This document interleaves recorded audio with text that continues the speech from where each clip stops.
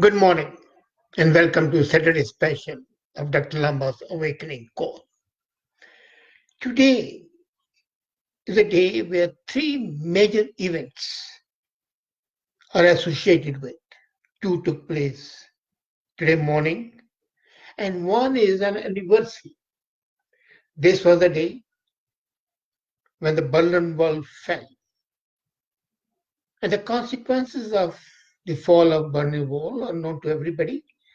Anyway, in this short period that I have,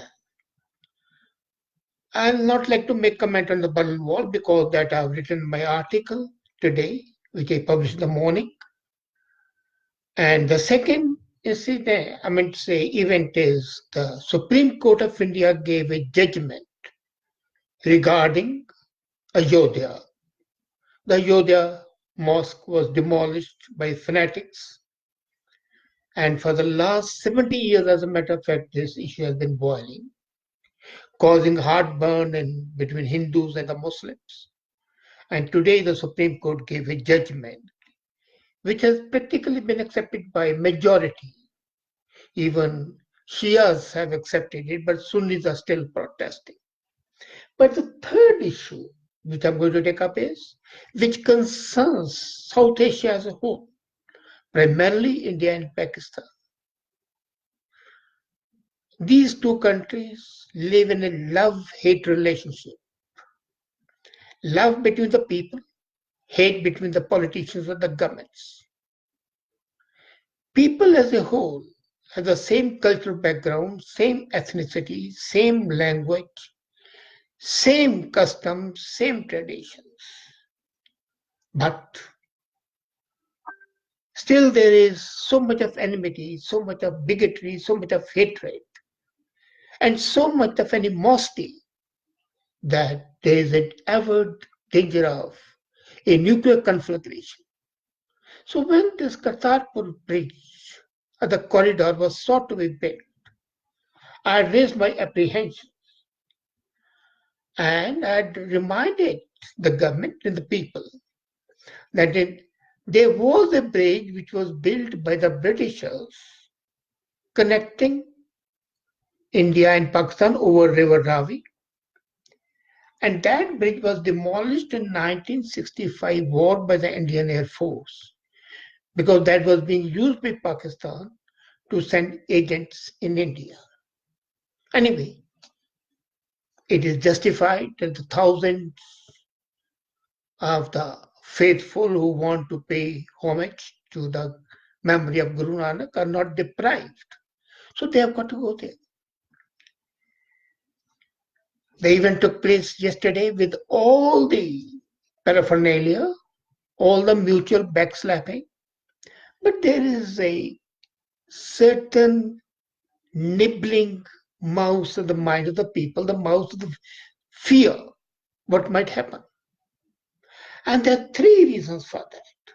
Now, before I come to the negative aspect, let me take the positive aspect.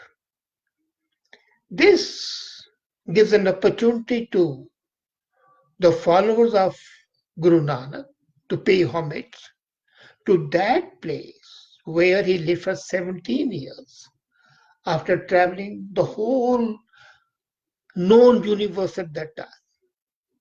He went up to Tibet and China, as I discussed. He went to Iraq, Iran. He went to Sri Lanka. He went to Northeast. 4 times he went there, but ultimately he came back to Kartarpur and right there.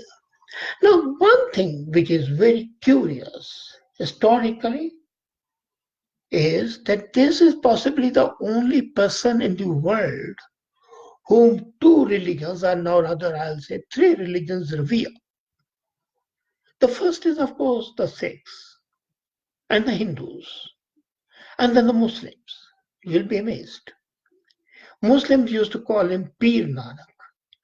And the story is that when he died, there was a dispute between Hindus because Sikhs were a part of Hindus at that time. They were not a separate entity. And dispute between Hindus and Muslims was that whether he should be cremated or he should be buried. Again, the story goes that Nanak came back in the form of an old wise man and advised them, rest for the night, in the morning, pick up these covering from the dead body and see what is there. So they picked it up and they were low, there was no dead body, they were just flowers. So they divided the flowers into two. Half were taken by the Muslims to be buried, other half were taken by the Hindus to be cremated. Hindus built a samadhi. Samadhi is meditation. So it's place of meditation. So the God has gone, the representative God has gone in meditation. He's not died, he's still living. And the Muslims buried him in a grave. So possibly that's the only person in the world having a grave and a samadhi. But come to that, since practically all loved him, and the people have been deprived of going over there, so this Kartarpur corridor was basically meant to assuage the religious feelings of the people. So far, so good. It's really something which should have been done. And if it has been done and the Pakistan has taken an initiative, they deserve the credit for that. But then the sneaking fear, as I discussed in my comments when this idea was broached by Navjot Sidhu and General Bajwa, that this can be used for ulterior purposes. Now, what are those ulterior purposes? One, Pakistan even now, if you see the Imran Khan's tweet, shows Khalistan 2020 poster with the pictures of dreaded terrorists who were killed in 1984 Blue Star operation. Bhindranwala, General Singh Bhindranwala, Amrik Singh, and a cashiered general of Indian Army, General Subek Singh, who was cashiered because of corrupt practices, and then became the commander of Khalistani forces which fought Indian Army. So there are three pictures, and the word Khalistan 2020, I saw it myself in the video released. They sent a wrong signal. So the fear is that the Pakistan might thus encourage Khalistanis to do the same what they did in the 80s and create mayhem in Punjab, thereby ensuring a division of the country. That's what they want to do. They've been thinking of that since Bangladesh war. They have to seek revenge, take revenge. Now that is a major fear. And there was a time when that time of negotiations, Khalistani representatives were there. And now who is to object when they can go there? The people go there and then they can sneak in to the border despite all the things. Second part, that the terrorists in the disguise of the pilgrims can sneak in India. So not only the Khalistanis can come in, but even the terrorists can come in. Now Pakistan also has a fear. You'll be amazed. Qadian, the birthplace of Ahmadiyas, whom Pakistan does not recognize as Muslims, is quite near to this place where the Kartarpur corridor is. And these Qadianis, Ahmadiyas called Qadianis in a contemptuous manner because they originated from Qadian. They say can sneak in Pakistan, posing as Sikhs. They keep the beards and so they can tie a turban in a different way and sneak in Pakistan. So Pakistan is afraid of that. And they think that India can send its agents in this way. As a matter of fact, India doesn't have that sort of a organized program of sending those people who are not officially agents. They have been sending agents, RAW is sending, Intelligence Bureau is sending, and that's a common thing to be done. But then they send as diplomats or as spies or whatever. But sending a mass, a group of people has never been done by India. But the apprehension of the Pakistan are there. So they are mutual fear. And as I always say, fear is the black godmother of all damnable things. Thirdly, what happens in case of war? Now, you would say that I should not be talking about war at this time, but that's important. We have got to be realistic. If war takes place, either India or Pakistan Air Force will destroy this corridor once again. It has to be done because you cannot permit an enemy force give them a facility to just drive down. Pakistan would not like Indian tanks to drive down via this corridor into Pakistan, and India would not like them to come via the bridge into India. So one of the two, or maybe both, would try to destroy it. Who destroys it first is a second question. Thirdly, how long would this small period of peace, transitory, last? There is one danger.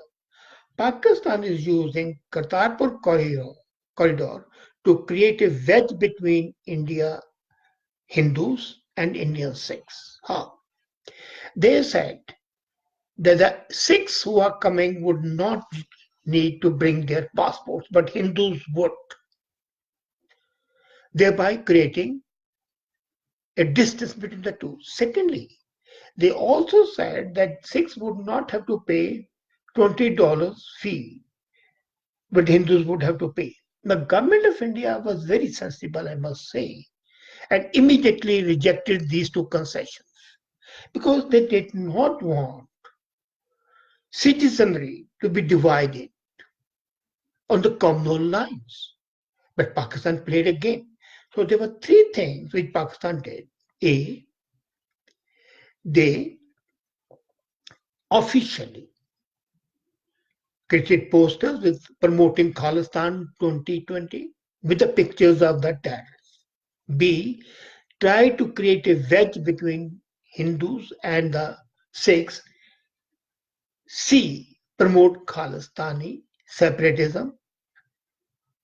And this was something which was not acceptable. Another thing which was noticed was Navjot Sidhu's. He was invited as the most important guest. The serial number at 001. Well, there's no problem with that. And again, the government of India shows us suggestion by giving him the political clearance, and he accompanied them. Now, the point which concerns me is, would indoctrination classes be held or lectures be delivered to the visiting pilgrims? People who are going to fight, it's estimated that 5,000 people will go every day. And if 5,000 people go every day, and the Khalistanis and the Pakistan army, through the Khalistanis, starts brainwashing those pilgrims, let's assume that 1 in 1,000 is impacted. That means every day 5 people would be impacted who go there. 5 people per day into 365. You do the arithmetic. You understand what I'm saying? So 365 days people are going. And on the festivals and on the Gurpurabs, their holy days, more people will go. And I'm taking a very, very conservative number of 1 per 1,000 to be infected. Even that's a huge number. Even if 1 in 10,000 is affected, even that's a huge number. Because it's only one matchstick which can burn down the buildings. It's one bullet which can kill. Because then there is a exponential effect.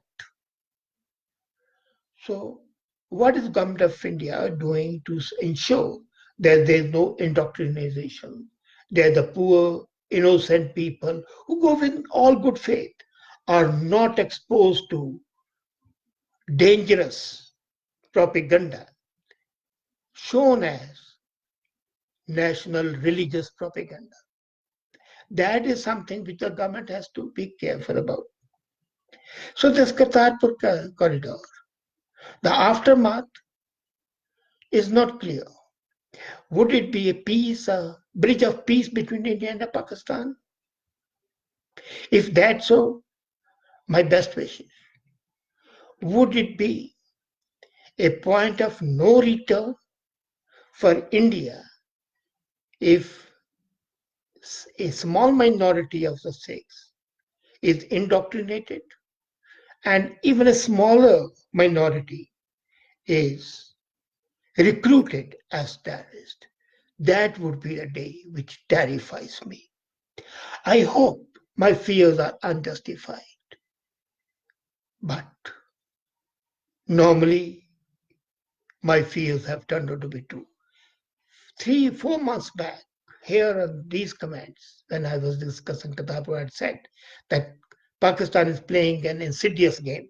And that came now when that Imran Khan's official promotion, the Twitter was there, Khalistan 2020, and even Amrinder Singh, the Premier of Punjab, had to admit it.